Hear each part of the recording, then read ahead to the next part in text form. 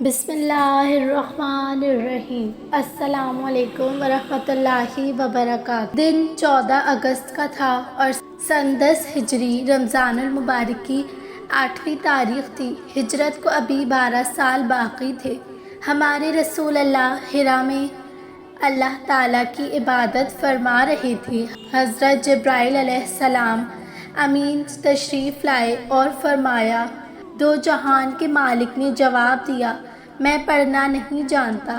حضرت جبرائیل علیہ السلام نے رحمت العالمین کو سینے سے لگایا، زور سے بھینچا، آپ کو تکلیف ہوئی۔ حضرت جبرائیل علیہ السلام نے آپ کو چھوڑا اور فرمایا، پڑھ۔ مالک دو جہاں نے دوسری بار جواب دیا، مجھے پڑھنا نہیں آتا۔ فرشتے نے دوسری بار سینے سے لگایا، دبایا اور فرمایا، پڑھ۔ مالک دو جہاں نے فرمایا، کیا پڑھوں؟ فرشتے نے تیسری بار سینے سے لگایا، بھینچا، اور اس کے بعد ہمارے رسول اللہ صلی اللہ علیہ وسلم پر پہلی وحی اتری، پڑھ اپنے رب کے نام سے جس نے پیدا کیا انسان کو جمے ہوئے خون سے۔ پڑھ، اور آپ کا رب بڑا کریم ہے جس نے علم سکھایا قلم کے واسطے، اسی نے سکھایا انسان کو جو وہ نہیں جانتا تھا۔ یہ دنیا کے آخری نبی صلی اللہ علیہ وسلم اور آخری دین کے لیے اللہ تعالیٰ کا پہلا پیغام تھا۔ آپ اگر اسلام کو سمجھنا چاہتے ہیں یا اللہ تعالیٰ کی کبریائی کو محسوس کرنا چاہتے ہیں تو آپ اور مجھ جیسے گناہ گار کے لیے پہلی دو وحی کافی ہیں۔ اللہ تعالیٰ نے پہلی وحی میں انسان کو 4 پیغام دیے۔ اللہ کے نام سے پڑھیے، یعنی پڑھنا مسلمان کے لیے اللہ کا پہلا حکم ہے، اور ہم میں سے جو مسلمان پڑھتا نہیں وہ اللہ کے پہلے حکم کی عدولی کرتا ہے۔ چنانچہ ہم اگر مسلمان ہیں تو ہمیں روز مطالعہ کرنا چاہیے۔ دوسرا پیغام، انسان کو اللہ تعالیٰ نے پیدا کیا اور پیدا بھی جمے ہوئے خون سے کیا، یعنی ایسی چیز جس سے پیدا کیا جس سے شاید پیدائش ممکن نہ ہو۔ گویا انسان کی پیدائش اللہ تعالیٰ کا عظیم معجزہ ہے۔ خالق اپنی مخلوق کا ذمہ دار ہوتا ہے اور ہماری زندگی، ہمارے رزق، ہمارے عروج و زوال اور ہمارے اتار چڑھاؤ، ہر چیز اللہ تعالیٰ کی امانت ہے، اور ہمیں زندگی کے تمام معاملات کے لیے صرف اور صرف اللہ تعالیٰ سے ہی رجوع کرنا چاہیے۔ تیسرا پیغام، آپ کا رب بہت بڑا کریم ہے، یہ اللہ تعالیٰ کی طرف سے مسلمان کے لیے تیسرا پیغام تھا۔ اللہ تعالیٰ کریم ہے، بڑا ہی کریم ہے، یعنی ہمیں صرف اور صرف اللہ تعالیٰ سے کرم مانگنا چاہیے، اور اللہ کرم کرتا ہے۔ اور اسلام کی پہلی وحی کا چوتھا اور آخری پیغام پھر علم سے متعلق تھا، جس نے علم سکھایا اور قلم کے واسطے اسی نے سکھایا انسان کو جو وہ نہیں جانتا تھا۔ اس پیغام میں اللہ تعالیٰ نے حکم دیا، صرف اللہ تعالیٰ کی ذات ہے جو انسان کو علم عنایت کرتی ہے۔ علم والے اللہ تعالیٰ کے خصوصی بندے ہوتے ہیں، اور اللہ تعالیٰ جب انہیں علم دیتا ہے تو ان پر فرض ہو جاتا ہے کہ یہ اس علم کو قلم کے ذریعے آگے پھیلائیں، یعنی کتابیں لکھیں۔ چنانچہ ہم میں سے ہر شخص جو علم اور تجربے کے باوجود کتاب نہیں لکھتا وہ بھی اللہ تعالیٰ کے حکم کی عدولی کرتا ہے۔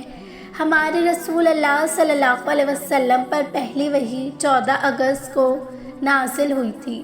آپ گھبرا گئے، گھر واپس تشریف لائے اور حضرت خدیجہ رضی اللہ تعالیٰ عنہا سے فرمایا، مجھے کمبل اڑھا دو، مجھے کمبل اڑھا دو، مجھے ڈر لگ رہا ہے۔ حضرت خدیجہ رضی اللہ تعالیٰ عنہا نے کمبل اڑھایا، آپ کو دلاسا دیا، خدا کی قسم اللہ تعالیٰ آپ کو کبھی بھی آبرو نہیں کرے گا، کیونکہ آپ صلی اللہ علیہ وسلم رشتہ داروں کے ساتھ صلح رحمی کرتے ہیں، کمزوروں اور ناتوانوں کا بوجھ اٹھاتے ہیں، مفلس اور ناداروں کو اپنی نیک کمائی سے حصہ دیتے ہیں، مہمان نوازی کرتے ہیں، مصیبت زدہ کی مدد کرتے ہیں، اور آپ صلی اللہ علیہ وسلم لوگوں کی دستگیری کرتے ہیں۔ حضرت خدیجہ رضی اللہ تعالیٰ عنہا کے یہ الفاظ انسانیت کا چارٹر ہیں۔ یہ وحی کے بعد کسی انسان کا نبی اکرم کو پہلا ٹریبیوٹ تھا۔ میری آپ خواتین و حضرات سے گزارش ہے کہ آپ اگر دنیا میں آبرومندانہ زندگی گزارنا چاہتے ہیں تو آپ ان الفاظ کو فریم کروا کر اپنی دیوار پر لگا لیں یا میز پر رکھ لیں اور ان 6 احکامات کو اپنی زندگی کا معمول بنا لیں۔ اللہ تعالیٰ آپ کو کبھی مخلوق میں بھی آبرو نہیں ہونے دے گا۔ یہ ہم عام انسانوں کے لیے کامیابی اور عزت کا فارمولہ ہے۔ میں واپس وحی کے سلسلے کی طرف آتی ہوں۔ نبی کریم صلی اللہ علیہ وسلم پر پہلی وحی کے نزول کے بعد کچھ عرصے تک دوسری وحی نازل نہیں ہوئی، جس کی وجہ سے آپ مضطرب اور پریشان رہتے تھے، یہاں تک کہ ایک دن آپ غار حرا کی طرف تشریف لے جا رہے تھے۔ راستے میں حضرت جبرائیل علیہ السلام امین تشریف لے آئے۔ آپ صلی اللہ علیہ وسلم پر لرز طاری ہو گیا۔ آپ صلی اللہ علیہ وسلم گھر تشریف لے آئے اور حضرت خدیجہ سے فرمایا، مجھے چادر اڑھاؤ، مجھے چادر اڑھاؤ۔ آپ لیٹ گئے، چادر اوڑھ لی اور آپ صلی اللہ علیہ وسلم پر دوسری وحی نازل ہو گئی۔ دوسری وحی کے الفاظ تھے، اے چادر اوڑھ کر لیٹنے والے، اٹھیے اور خبردار کیجیے اور اپنے رب کی بڑائی کا اعلان کیجیے، اپنا لباس پاک رکھیے اور گندگی سے دور رہیے، احسان کسی فائدے کی خاطر نہ کیجیے اور اپنے رب کے لیے صبر کیجیے۔ یہ دوسری وحی آپ اور میرے جیسے گناہ گار کے لیے دوسرا چارٹر تھا۔ اللہ تعالیٰ نے ہم مسلمانوں کے لیے 4 احکامات جاری کیے۔ ہم اللہ تعالیٰ کی بڑائی بیان کریں، ہم ہر وقت اٹھتے بیٹھتے چلتے پھرتے اللہ تعالیٰ کی نعمتوں کا اعتراف کریں اور اس کی بڑائی، اس کے کرم پر شکر ادا کریں۔ دوسرا حکم لباس کی صفائی اور گندگی سے پرہیز تھا۔ اللہ تعالیٰ کو گندے لوگ اور گندگی پسند نہیں، چنانچہ اس نے حکم جاری کیا، آپ اگر مسلمان ہیں تو آپ کا لباس صاف ہونا چاہیے اور آپ کو گندگی میں نہیں پھیلانی چاہیے۔ اس حکم سے ہم پر صفائی اور گندگی سے پرہیز فرض ہو گیا۔ تیسرا حکم لوگوں پر بے لوث ہو کر احسان کریں۔ آپ کو جب بھی کسی احسان کرنے کا موقع ملے آپ بے لوث ہو کر احسان کریں۔ اور چوتھا حکم صبر تھا۔ صبر روزے جیسی کیفیت ہوتی ہے، آپ کے سامنے کھانا اور مشروبات پڑے ہوتے ہیں مگر آپ صرف اللہ کی رضا کے لیے کھانے اور پینے کی کسی چیز کو ہاتھ نہیں لگاتے۔ زندگی میں آپ کو اسی طرح دوسروں سے بدلہ لینے کا، اپنی انا کا جھنڈا بلند کرنے، لوگوں کو خریدنے اور دوسروں کو خریدنے کا پورا موقع ملتا ہے۔ اللہ تعالیٰ نے آپ کو وسائل اور طاقت بھی دے رکھی ہوتی ہے مگر آپ کے باوجود صرف اور صرف اللہ تعالیٰ کی رضا کے لیے خاموش رہتے ہیں۔ آپ اپنے ہاتھ، اپنی جیب اور اپنی طاقت کو قابو میں رکھتے ہیں تو آپ صابر کہلاتے ہیں اور اللہ تعالیٰ آپ کو اس صبر کا میٹھا پھل عنایت کرتا ہے۔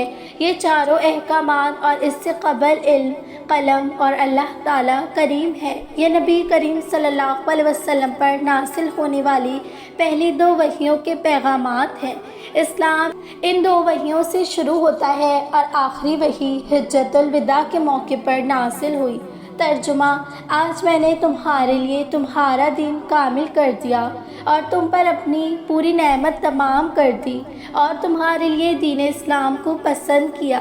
پر ختم ہوتا ہے۔ حضرت جبرائیل علیہ السلام نے ان 2 وحیوں کے بعد نبی اکرم صلی اللہ علیہ وسلم کو وضو کرنے کا طریقہ اور نماز سکھائی اور اس کے بعد نماز مسلمان پر فرض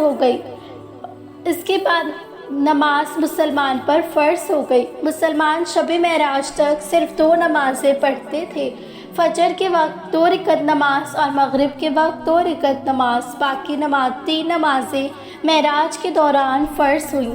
چنانچہ اگر یہ جسارت نہ ہوئی، میں اگر غلطی پر ہوں تو اللہ تعالیٰ مجھے معاف فرمائے، تو اللہ تعالیٰ نے نماز میں قبل مسلمان کو علم، قلم، اللہ تعالیٰ کے کرم، اللہ تعالیٰ کی بڑائی کو تسلیم کرنا، لباس کی صفائی اور گندگی سے پرہیز، بے لوث احسان اور صبر کا حکم دیا تھا۔ اور ان احکامات کے بعد دنیا کے پہلے مسلمان کو वज़ू और नमाज का तरीक़ा सिखाया था। आप वही के इस ऑर्डर को सामने रखकर सोचिए, अगर मुसलमान पढ़ नहीं रहा, ये रोज़ किताब नहीं पढ़ता, ये आखिरी सांस तक अल्लाह ताला के फैलाए हुए इल्म नहीं सीखता, या अपने इल्म और तजर्बे को कलम के सुपर्द नहीं करता, ये रोज़ हर सांस के साथ अल्लाह ताला की बड़ाई बयान नहीं करता, ये लिबास की सफाई का ख्याल नहीं रखता, ये गंदगी से परहेज़ नहीं करता, ये रोज़ लोगों पर बेलौस एहसान नहीं करता, और ये कुदरत के बावजूद रोज़ सब्र नहीं करता, तो क्या ये सिर्फ वज़ू नमाज की बुनियाद पर अच्छा और मुकम्मल मुसलमान हो सकता है? और हम अगर नमाज और वज़ू के अलावा बाकी खूबियाँ तलाश करें तो क्या ये हमें अपने मुखालिफों में नहीं मिलती? क्या ये हकीकत नहीं? दुनिया का 80% इल्म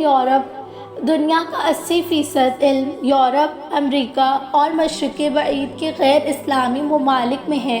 दुनिया की 90% किताबें यूरोप और अमेरिका में शाये हुई हैं। ये लोग इल्म और कलम के सच्चे आशिक हैं। ये अल्लाह ताला के करम से भी मुस्तफ़ीद हो रहे हैं। ये इसकी बड़ाई का खोज भी लगा रहे हैं। ये लिबास और माहौल हमसे ज़्यादा साबिर भी हैं।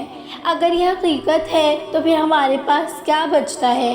वज़ू और नमाज और क्या सिर्फ ये दोनों पूरा इस्लाम हो सकते हैं? जी नहीं। और ये फ़ैसला भी कीजिए कि जिस दिन इन लोगों ने वज़ू कर लिया और नमाज पढ़ ली, क्या इस दिन हमसे ज़्यादा अल्लाह ताला के मुक़र्रब नहीं हो जाएंगे? और अगर ये हो गए तो फिर हमारी 1400 साल तपियाँ, हमारे 1400 साल की मुसलमानी कहाँ जाएगी? आप एक लम्हे के लिए ज़रूर सोचिएगा। ये मेरी ज़ाती राय है जिसके गलत होने के इम्कानात भी हैं। आपको गलत लगे तो मेरी रहनुमाई कीजिएगा। नाज़रीन, उम्मीद करती हूँ आपको आज की ये वीडियो बहुत अच्छी लगी होगी। अगर अच्छी लगी है तो अपने फ्रेंड्स और फैमिली के साथ ज़रूर शेयर कीजिएगा और मेरे चैनल को सब्सक्राइब ज़रूर कीजिएगा और बराबर में दिए गए बेल बटन को भी प्रेस कर दीजिएगा ताकि मेरी हर नई आने वाली वीडियो का नोटिफिकेशन आप तक ज़रूर पहुँचे। जज़ाकल्लाह।